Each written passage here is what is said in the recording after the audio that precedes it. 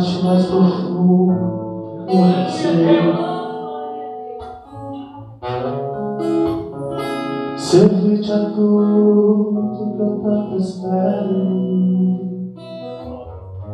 O que mais quero é estar junto a ti. Derramar perante ti os meus anseios. É minha oferta nessa hora e a verdade.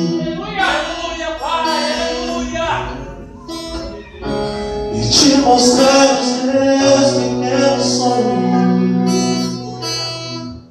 Ó Senhor, meu Deus de ti. Para me curar, para me ensinar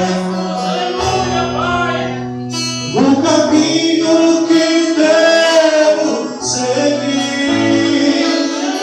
Podes me usar como tu me queres.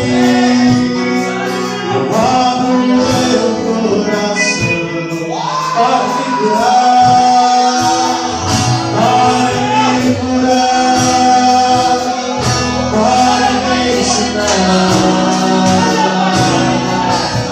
o caminho que devo seguir.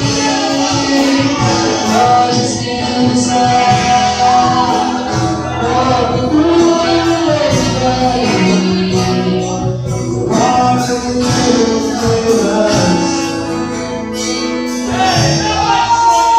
E aí, quando eu for esse adoração, é tão mais simples do que aquilo que pensamos.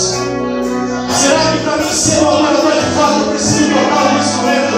Será que para mim ser um adorador de fato eu preciso estar em cima de mim? Não, para mim ser um verdadeiro adorador, eu preciso entregar a minha verdade ao Pai.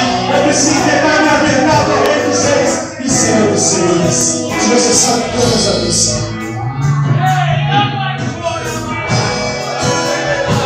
Louva-te a mim mais do que mereço. Amar-te mais profundo